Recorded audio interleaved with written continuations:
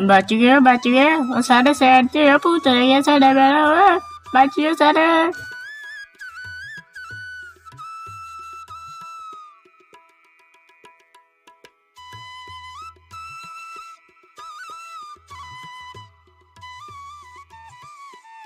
कहाँ है हमारा बैल? मैं देखना चाहती हूँ। आपने बाहर बांधा है, बताओ। हम मंडी गए, वहाँ बैल बहुत कम थे और हमें एक बैल पसंद आया और वो भाई कह रहा था ये 7.5 लाख का है और मैंने फाइनल 6 लाख लगाया और वो माना नहीं और हम आ गए और रास्ते में बैल ने इतनी खींच के मुझे टक्कर भी मारी। नहीं अम्मी, अब वो झूठ।